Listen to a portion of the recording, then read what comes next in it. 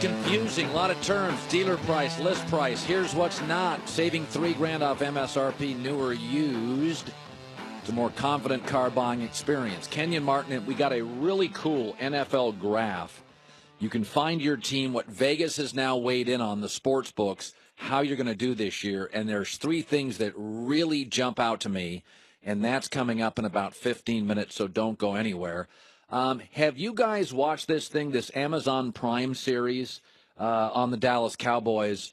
It's pretty enlightening.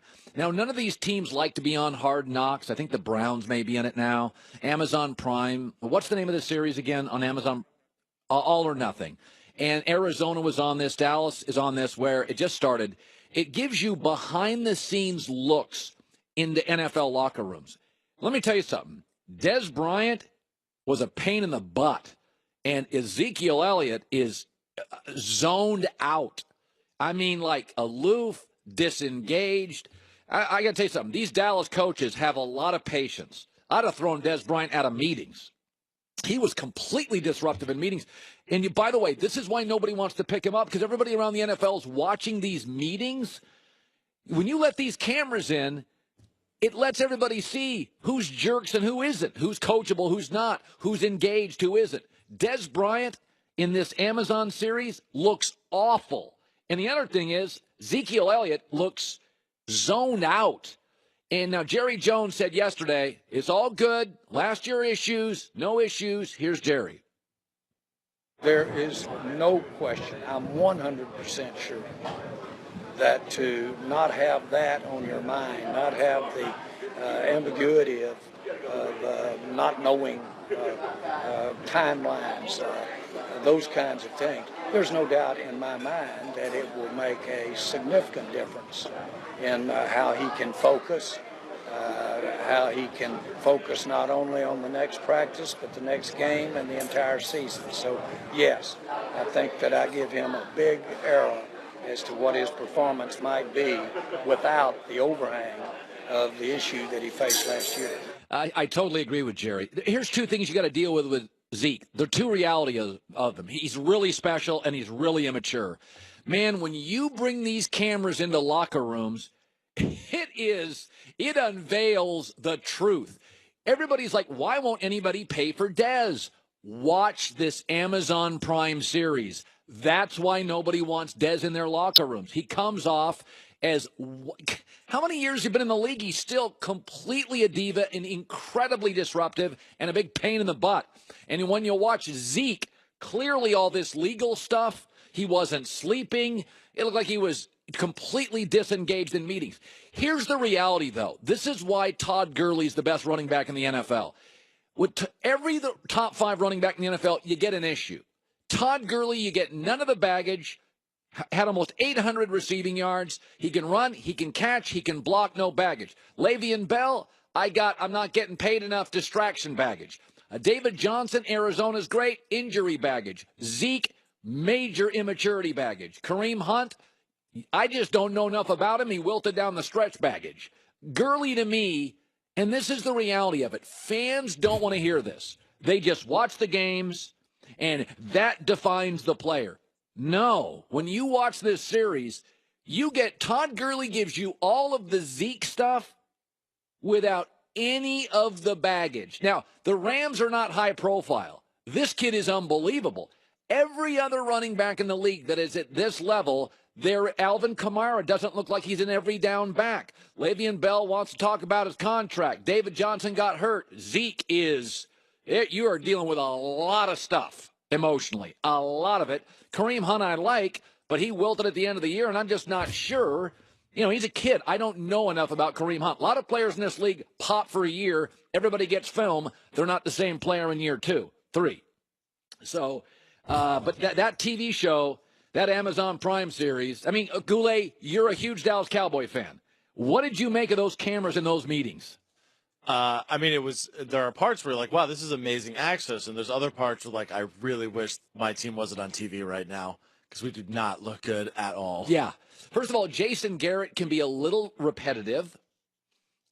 I don't know how I was already tuning him out, and I only watched a few hours. I can't imagine day in and day out. He tends to be I think coaches are. He can be a little cliched as a coach. What did you make of Dez and Zeke, their personalities? I mean, Dez, I believe the reason nobody wants him for even minimum is this series. I really do.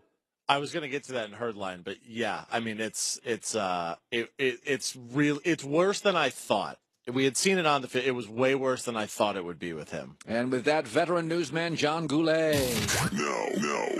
Herd on the news. This is the Herdline News. You talked about this a little earlier with Chris Broussard, that Brad Stevens did not receive a single vote from his fellow NBA coaches for Coach of the Year, which is literally laughable. After they won the series last night, Stevens was asked about it, and in not surprising fashion, he handled it very well. Yeah. The way that thing works is you get one vote. And I'm telling you, I looked at the sheet, and there's no way that I would have voted for me over any of the other 29 people. And the guy that should have won got it. And those other guys that get votes, they're unbelievable. I'm stealing from those guys all the time. It's so incredible to have an opportunity to be one of 30.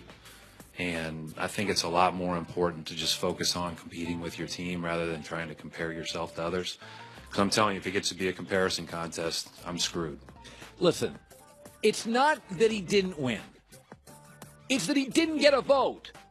He didn't get a vote. The guy that won it they're talking about firing him potentially. I don't care that listen, if he got 7 votes, but not a single coach in the NBA said, good God, look what the hell this guy's doing. He lost Kyrie, lost Gordon Hayward. By the way, they're number 1 or number 2 in three-point efficiency. When you look at that roster, do you think, boy, they've got a bunch of great shooters? Does Al Horford hit threes? Jaylen Brown couldn't shoot at a college. Jason Tatum's a rookie. Marcus Smart can't shoot. Who's Terry Rozier? They're one of the best three-point shooting teams. They have no three-point shooters. Sticking with the Celtics, despite his coaching abilities, they are pretty heavy underdogs to the Cavs in the Eastern Conference Finals. Westgate Superbook has the Cavs as a minus 275. Okay. Despite Celtics, remember, they have home court advantage over the Cavs. Granted, that didn't matter last year. Right.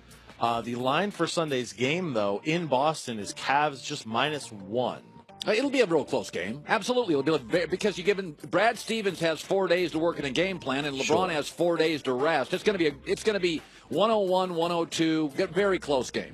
How far do you have this series going? I know 6 you have games. the Cavs winning. Yeah, I think by the way, I think Boston could win game 1 of the series. If Cleveland wins, it could be quick. But if Kevin Love gives me 19 and 10, gives me like a Horford number, then I think Cleveland wins it in 6. The extra time off, we saw that the 76ers made some adjustments and the Celtics could handle them. Extra time off benefits LeBron, but does it also benefit Brad Stevens? The more time he has to game plan, the better, I don't think it benefits Celtic players. Young guys want the rhythm. They want to play. Celtics want to play tonight.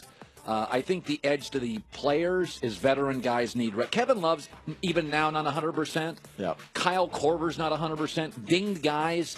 In the NBA, this is the longest break LeBron's had all year. Yeah. Dinged guys, 3 days is a long time.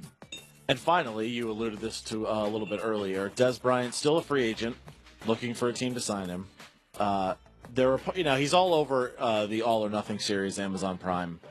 There's one particular scene, though, that stood out to me. Yeah. They're getting ready for their game against the Broncos. It was week 2, so the Broncos are thought of to be just still the best defense in the league. And their wide receiver coach, Derek Dooley, is basically talking about how you have to be on your A game because the Broncos have a really good secondary. And basically, Des gets mad at him for not being nicer and says, you need to compliment us more. Derek Dooley apologizes for the language that he used, not that he swore, that he was not being complimentary enough of Dez. Thankfully, Derek Dooley no longer with the Cowboys coaching staff.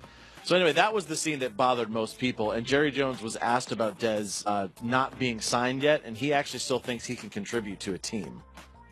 And the real question is, as every player in his career deals with injury or deals with the length of his career, I think he's very capable mentally as well as physically, to do the kinds of things that you have to adjust as you move on through his career. I think that, and from every evaluation that I've seen, Dez has an excellent opportunity to make a contribution, and a significant contribution, to a team in the NFL.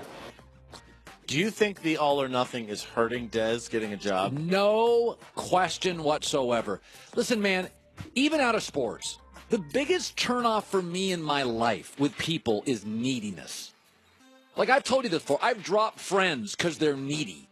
Like I got a wife, I got kids, I got a job. I'm not there all the time. I can't. Like neediness to me as a coach, you're not worth a point in the game. I don't want needy guys disrupting my meetings. There's no way I bring Dez in. No way. John Goulet, veteran newsman John Goulet. Well, that's the news. And thanks for stopping by. The Herd Lie News. Don't be the guy in the